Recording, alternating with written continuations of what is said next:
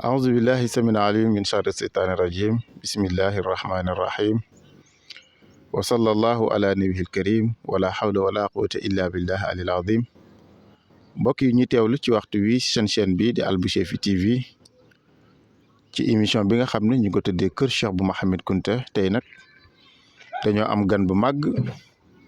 gan boo xam ne fa tabarakallahu xam naa bu présenté boppam di ngeen xam ne moom mooy kan du ma xóot ci moom waaye ñu ngi nuyu mboolem yi ñu seetaan rek di nuyu mboolem kilifa diine yi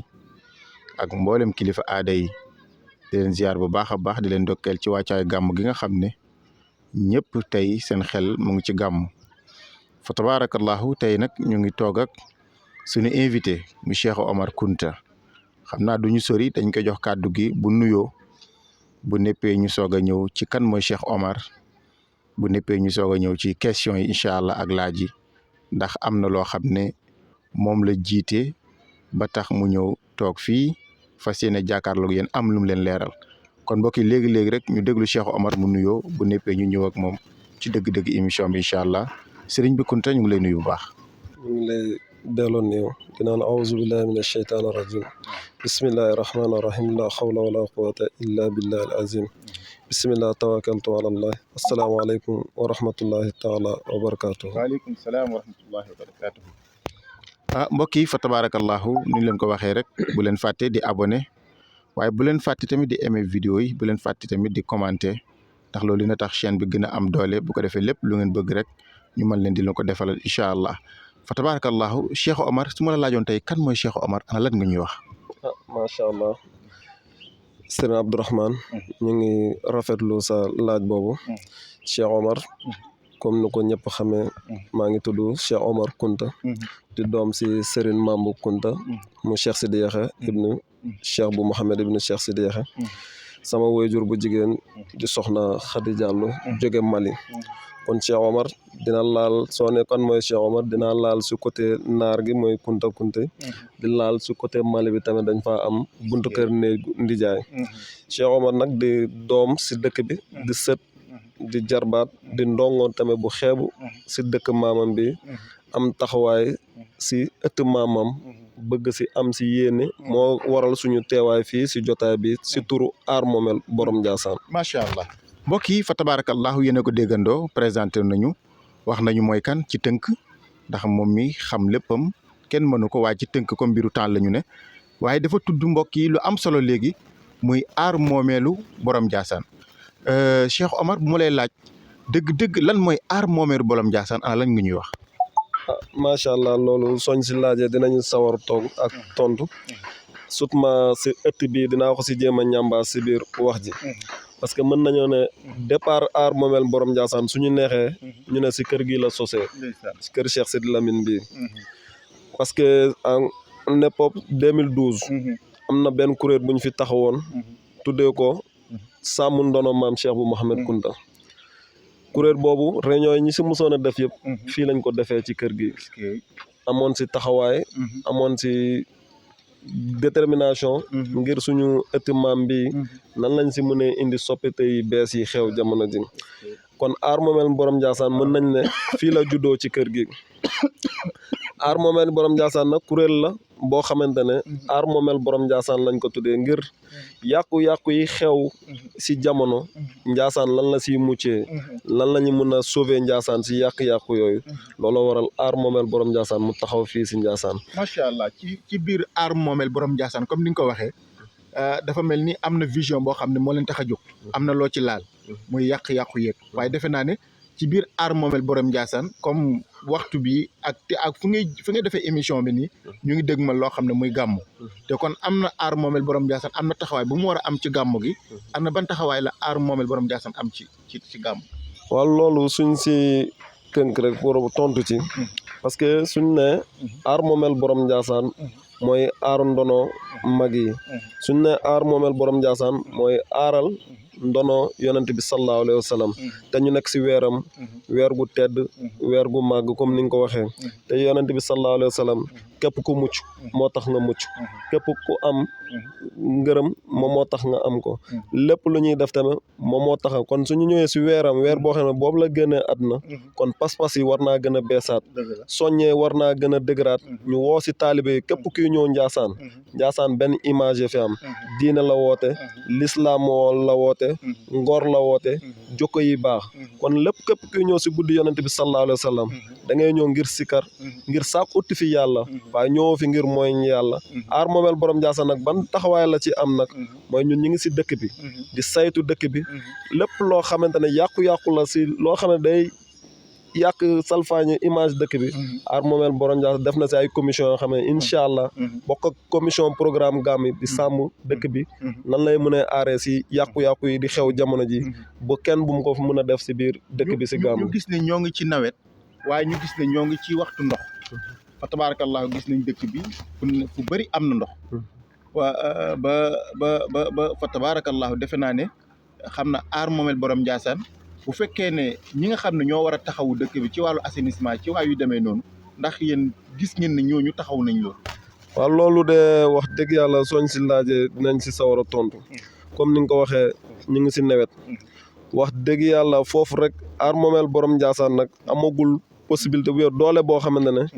taxaw boobu mën koo saafara am na ko waaye am nañu doole boo xam ne mooy fépp suñu kàddu mën a egg ak fépp foo xamante ne suñu image gu doy mën na faa egg ñu yëgle kilifa yi xam ne jafe-jafe fii la toll comme ni nga ko waxee tey population yi dëkk fii Njaasaan yaakaar ak bëgg dara moo tax ñu bàyyi seen kër bàyyi ak seen kër maam yi ñoo dëkk Njaasaan kon war na si dëkk bi am nu mu war ak ñoom kon loolu benn premier kuñ koy jooytu mooy xilaafa yi fi nekk benn ñu jooytu ko état yi fi nekk tamit parce que état suñ ko waxee mooy sàmm képp koo xam ne bépp réew la si Sénégal mi ngi nekk wareef seen kaw kon dañuy ñaan état tamit taxawaayam si Njaasaan na ko xoolaat parce que Njaasaan jamono ji assainissement la gën a soxla mooy jooyanti boo xamante ne jafe-jafe boo xamante ne population Njaasaan loolu la ñuy dund beneen bi si topp yàlla dañoo may koo xamante ne mooy commune bu fi nekk commune bu gën a ëpp jafe-jafe ci commune Sénégal commune Chérif Lo mën naa ne ci la bokk parce que yàlla dañoo jox maire boo xamante ne commune bi yitewu ko askanu commune bi yitewu ko lan moo ko yitee lotir pour jaay parcelle looloo ko yitee ñun à époque Njaasaan mosuñoo xam jaay terrain si biir Njaasaan waaye suñu demee ba Njaasaan léegi bala nga am terrain soo génnul ay 3 millions 4 millions mënoo fa am béréb bay dëkk te doomu dëkk bi mu njabootu maam Cheikh bu Mouhamed Kounta amuñu pour ñu am dëkkuwaay si Njaasaan rek jafe-jafe la nga xam ne maire bi fi nekk commune bi ñoru ko parce que commune est-ce que nga baal ma est-ce que li nga wax noonu pour maire bi est-ce que maire bi am na sañ-sañ ñëw lotissé fii jaay ko te waa dëkk bi nekk fi te suuf di suuf Cheikh Bou Kounta loolu tamit nga wax jafe-jafe la parce que bukki su yoon gaynde su yabee waxambaane si doxalin bi la lañ koy waxee comme naa foo loolu mën nañ see am luñ si mën a dut parce que monsieur Ousmane Sarr dëgg la nattu la su ñun waaye ñu koy may doole ñu ngi fii si biir dëkk bi ñu ngi fii si njabootu maam Cheikh bu Mouhamed Kounta parce que dafa am ñoo xamante ne yàlla dañ ko nattoo ci biir dëkk bi ñoom dundaluñu dëkk bi dañuy dundal pour seen njëriñ pour loo xam ne luy dem seen poos pour dëkk bi parce que époque ñun lu ñu xam si Ousmane Sarr gis naa ñu ko fi sant bu baax non ñu koy sant moom mooy ñu muy jox nag parce que ñooñu ñoo koy sant kon sëñ bi mbaa da nga amul si nag yi moo tax déedéet loolu tax ñoo wax parce que loolu taxul ñu fal Ousmane Sarr si dëkk bi Ousmane Sarr du ay jaxal mooñ tax ñu indi ko fii si commune bi ba dëjëk sarax déedéet dañ ko élire mandat lañ ko jox 5 ans mandat bi nag dafa am si charte bu mu war a doxee mooy commune bi lan mooy bëgg-bëgg waa commune bi lan la commune bi soxla mu dem utile ko ban pexe la mën a def pour jox ko waa commune bi waaye Ousmane Sarr su ma déggee comme ni nga ko waxee si yenn jotaay Ousmane Sarr su ñëwee dëj ñu changé ko wëlbati ko def ko yeneen xew boo xam ne day mel ni xew jamono du nekkati dëj maire de la vie maire boo xam ne yaa gaaw si nag yi yaa gaaw si nga xam ne foofu dimension nit ñi dafa suufee dafa gàtt parce que maire soxlawuñu ko ngir loolu parce que ñun ñëpp su fekkee suñu soxla wala lu ñuy dundee si maire lañ koy mën a dem sàkku ji kon maire lan mooy liggéeyam si commune lan la fi war a mën a mais monsieur le maire war na am ay représentant fii ci dëkk bi ñu nekk ay conseil conseil yooyu nag wax dëgg yàlla ñun gisuñu seen taxawaay si biir dëkk bi parce que dafa am ñoo xamante ne njaboot lañ si dëkk bi sëtu Cheikh bu Mouhamed Kunta lañ sax am na ñeen ñoo xamante ne Kunta lañ sant waaye dëgg-dëgg yàqu-yàqu bu ñu toll nii si dëkk bi dama naan seen loxo ñu ngi ci biir parce que benn kër gi ñu jàkkaarloo kër gi ñu toog nii soo xoolee sa bët ba fu mu yem ñu ne fii commencé EDK bi ba lam-lam Njaxate Amar la tudd si biir Njaasaan loolu problème la. est-ce que du genre quartier wala. déedéet loolu mënut a nekk Njaasaan dëkk mënul nekk quartier si biir Njaasaan mooy def dëkk quartier si biiram parce que Njaasaan allergie bu mu yore ak image bu mu yore dëkk bu mu dab Njaasaan moo war a jël dëkk boobu dugal ko ci biir dëkk. li ma la bëgg a laaj mooy comme li nga wax ni EDK ba fële Njaxate Amar. léegi ndax ñooñu ñu fa dëkk seen kayitu juddu dañ see dee Njaxate Amar wala Njaasaan moo ci. par la force looloo si am. Njaxate Amar parce que soo amee kayit. ñu délibéré ko tuddee ko Njaxate Amar. bis booy def demande sooy def ndox. loolu ngay demande Njaxate Amar kon dëkk la rek. dëkk la doon parce que dëkk buy dox ba dugg biir Njaasaan ba ñu sañ a tuddee yenn quartier si biir Njaasaan Njaxate Amar. foofu la quartier la wala dëkk la. quartier lañ ko mën a tuddee dëkk lañ ko mën a tuddee bu dee quartier la kon Njaasaan ma ko yilif de. déedéet problème boobu mooy lan parce que réew mu ñu nekk. réew laay la kayit lañ xam lu ñu bind si kayit bi. mooy Njaxate Amar te loolu problème gënu koo màgg si dëkk bi. d'accord mais li ma bëgg a xam mooy comme li nga wax ne Njaxate Amar. ndax moom xam nga tey soo bi Njaasaan tey am na quartier bu ñu naan Baxdaat. am na yeneen quartier léegi dama bëgg a xam ba xam Njaxate Amar bii nga tudd ndax ñoom ñi fa dëkkee nii. seeni kayitu juddu yi doom. wala ñu def ci Njaasaan Njaxate Amar lañ ciy def loolu laa bëgg a xam. loolu nag il faut que bala pour nga xam ko profondément dëgg-dëgg. waaw da ngay def investir si biir njaboot kër yi fa. waaw loolu nag da nga koy laaj. beneen bu si topp. pour ma dimbale la tuuti. parce que Njaxate Amar. mënul am dara sans Njaasaan. parce que ñun loolu la ñu mës a xam dëkk yi ñu wër nii. ñoom nangu nañ si kilifteef Njaasaan la ñu mës a nekk. lépp lu ñu am Njaasaane leen koy defal. waa sëñ bi ñu dëpp tuuti. tey gis naa ci biir dëkk bi gis naa fi ay sànce lu jëm ci côté jumaa ji gis naa fa ay sànce yoo xam ne commencé nañ ko fa waaye gis naa tamit am na vidéo yi nga publier lu jëm ci wàllu garage bi mel ni am na lu la fa métti daal wala lu fa métti ar moomelu borom Njaasaan côté résidence ba tamit gis naa ay vidéo yi nga dugal dafa mel ni foofu daal am na yoo xam ne daal peut-être xew na ci te xëy na neexu la.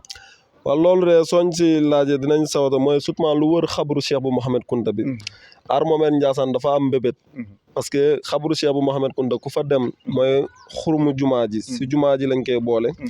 ku fa dem gàmmu da ngay xam ne dëgg-dëgg y a des problèmes ay problème dëgg-dëgg ñoo fa am parce que pour ñu organiser ko teg ko si nombre sax problème la ñu amoon projet nag pour clôturer ko boole ko si xurumu jumaa ji lancé woon projet bi nag daaw si ndigal xalifa bi mu joxoon ñu si ndigal ñu commencé woon liggéey bi am ay gàllankoor yu sew commencé woon indi jafe-jafe nag waaye yàlla dimbale nañu si ba ñu waxtaanee kilifa yi d'accordaat nañ jox ñu kàddu pour ñu liggéey ko waaye jafe-jafe xam nga su duggee si mbir rek am na ñoo xamante ne dañuy commencé delloo ginnaaw parce que ñu ñuy àndal di liggéey ay taalibe lañ ay njaboot lañ waaye am na foo xamante ne ñoom foofu lañ am droit yempa am na foo xamante ne amuñu sañ-sañ egg fa kon su coow amee rek ñoom dañuy réclé moo waral sax liggéey bi tardé bu mu tardé nii looloo sababu tardé bi noté dafa am coow moo waral gàllankoor gi liggéey gi taxawaay bi waaye yàlla dimbale nañ loolu si amoon lijjanti nañ ko ba teg ko si bés incha allah su gaamu gi jàllee dañuy lancer liggéey bi incha allah comme lu mel ni côté résidence ba dafa bokk espace yoo xamante ne dafa bokk espace dëkk bi Njaasaan dafa am espace yoo xam ne dëkk bee ko moom soo demee penc mu ndaw ñu naan penc baay bu nga dem wetu kër baay si diyeexa fu ñuy doon def guddi cheikh bu nga ñëw si garage boobu nga wax soo demee résidence ba dafa am place boo xamante ne ñu mayoon ko ñu ne kër naar yi waaye léegi dafa dem ñu ne dañ koy def bibliothèque nga dem si ginnaaw résidence ba am na espace bu fa nekk ñu naan espace public la si biir dëkk nga ñëw buntu dëkk bi ku mel ni garage bi fii yooyu yëpp dafa bokk si espace boo xamante ne kenn moomu ko dëkk bee ko moom pour intérêt dëkk bi jamono yee passé na dañ fa amoon jafe-jafe ñenn ñoo xamante ne jaay si digganteeg jaayuñu ko ba fay bëgg a def makaan yàlla def ñu intérêt du loolu yàlla def ñu may ñu si résultat kon mbir na soo ko jëlee ne dëkkee ko tax a jóg da nga fay def dara ñun loolu lañ xam waaye teg ko tamit noonu amul benn avancement si bërëb boobu coppeeku day am te mbir yi nu muy gën a di dem di gën a di bëri ay biru moo war a nag dañuy sàkku kilifa yi yu mel noonu bokk si moomeel xilaafa bi moomeel dëkk bi nañ ko emprunté wone ko ñëpp xam ko askan bi yëpp xam ko ne lii du lu ñuy done lii ñëpp a ko bokk looloo waral suñu mais garage bi lu la fa lan may problème bi waaw garage bi nag luy sama problème dëgg-dëgg mooy dëkk bu toll nii Ndiassane il faut que loolu ñu ñeme koo mën a biral parce que Ndiassane lu muy jooyee jamono ji marché bokk na ci parce que garage bi nag man pétrole laa ko tuddee si période gàmmu lu tax ma tuddee ko pétrole nag parce que ñun dañoo foog ne yàlla su la dénkee yenn mbir yoo xam ne ou bien yenn moyen da nga ko war a exploiter yàlla nag dañ ñoo jox garage bi suñu mbokk bambara dañuy jóge fu nekk weer bi su teroo garage bi fii ak semaine soo fa duggaatee doo ko xamat ngir mbaar yi fa nekk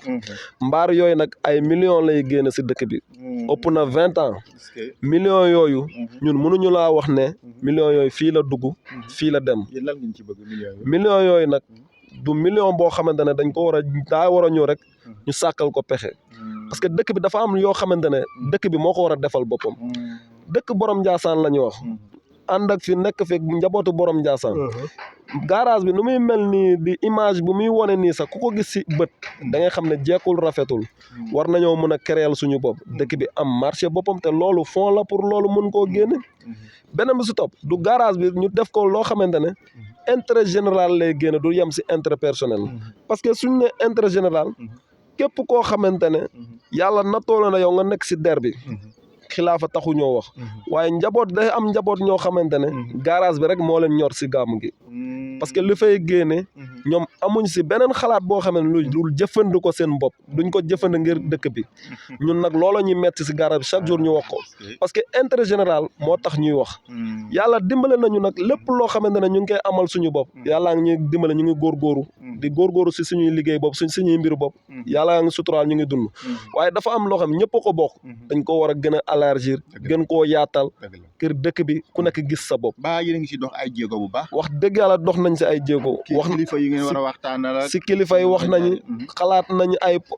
wax nañu ay yoon soo demee sa ba ñu egg fi tey sañ koo mën a wax si média bi nii parce que dañoo xamatul fan la ñuy waxee parce que régime bu fi ñëw wax nañ la jox nañ la suñu xalaat jox nañ la suñu projet parce que garage bi sax lu si gën a metti baas yi ñu fay teg benn waa Ndiassane moomu ko xanaa garage bi sax suñ ko jaayoon lu tolloo 20 millions 12 millions 15 millions su année bi passé nga organiser sa am si sa matériel bopp sax baas maam Cheikh bu Mohamed Kunta ay matériel maam Cheikh bu Mohamed Kunta kon ñu xam ne ñëpp dëkk bi sentir ne est-ce que li ma njortu mooy li nga wax noonu comme garage bi muy génne noonu comme lépp lu fa ne dañ koy louer ba pare dañuy louer ba pare courant bu fa ne dañ koy fay parce que soo si génnee frais yooyu est-ce que luy des si xaalis dina bëri luy des dina bëri parce que soo gisee doomu aadama di sonn si dara daa am lu mu fay amul kenn du sonn si zéro dëgg la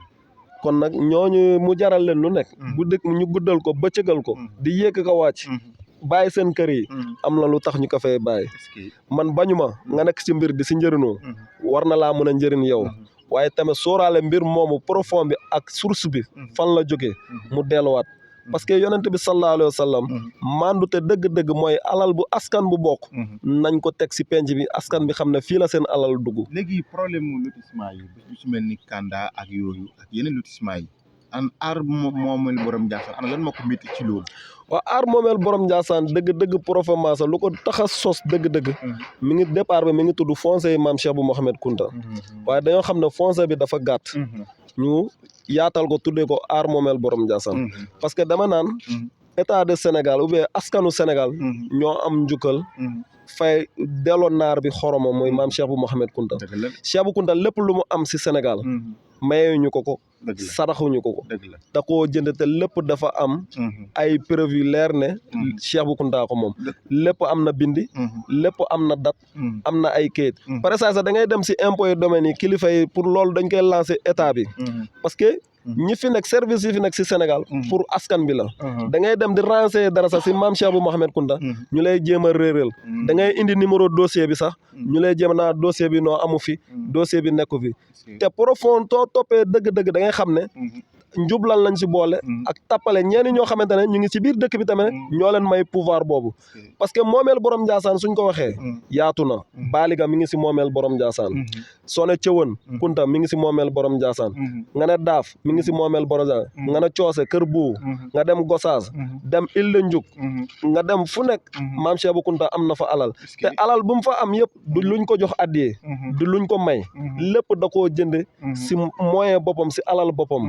moo tax ma naan suratul dayni bi ñuy wax si suratul Bakara dama naan ku ko dégg maam Cheikh Bou Mouhamed Kounta la kon aar moomeel borom Ndiassane alal Cheikh Bou Kounta yi nar a sànku si dëkk bi nar a réer si dëkk bi si loolu moo gën a tax aar moomeel borom Ndiassane jóg taxaw tem pour siwal dénoncer ñoo caay-caay yoo xamante ne dañuy yàqal njabootu maam Cheikh Bou Mouhamed Kounta kon ñi ngi sàkku état bi tamit lépp lu mu am jàppandi ko pour dimbale ñu pour dimbale askanu Kounta si seen moomeel du dimbale sax jox leen seen ak seen wareef si biir Sénégal nañ leen ko jox parce que dama naan su ma neexoon ma ne état dafa amal bor askanu Kounta état lu mu defal Ndiassane da koo war a def fayul dara Ndiassane parce que état soo xoolee si plan national wala ma si àdduna bi état lu mu occupé si moomeel borom Ndiassane moo ëpp lu bàyyi parce que fu bëree ngi biir Dakar askanu Kounta ko moom te mbiri état moo fa nekk loolu aar moomeel boo saan yu mel noonu la bëgg a feeñal si Sénégal feeñal ko nit ñi xam ne Cheikh Bou Kounta amoon taxawaay la si réew mi ku xamoon réew mi jamono ji tooluwaay yi daan na am si réew mi moo waral li mu doon ut nag ut ko ngir boppam njabootam moo taxoon mu ut ko kon macha allah fa tabarakallah mbokk yi ñi nga xam ne yéen ñi seetaan chaîne bi di Al Bichri TV tey nag ñu dalaloon Cheikh Omar coordonnateur bu aar moomeelu borom Ndiassane fa tabarakallah dégg ngeen yi nga xam ne wax na ko yii nga xam ne lu ñu war a toppatoo la pour mu mën a jëmale dëkk bi kanam fa tabarakallahu ñoom loolu moo leen tax a jóg mu bokk koog nag ay membre yu bëree bëri yoo xam ne fa tabarakallah ñoom ñëpp ñu ngi si aar moomeelu borom Ndiassane kon dafa mel ni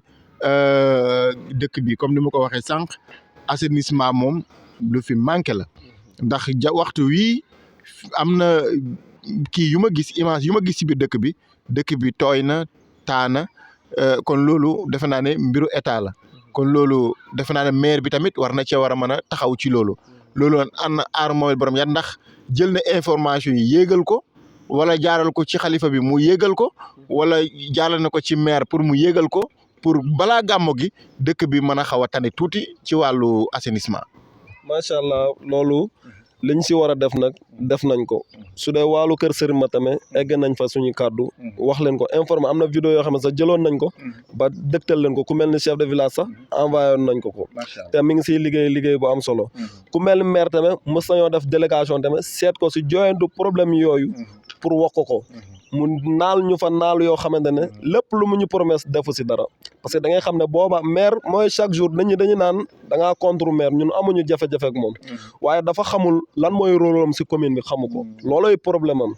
parce que ñun maire ñun nangu nañ moom mooy maire commune bi waaye maire tamit su xamul rôle am lu war moog askanam il faut que ñu xamal ko waaye ku ko xamal jamono ji ñu ne yow noonam nga ñun def nañ délégation dem seet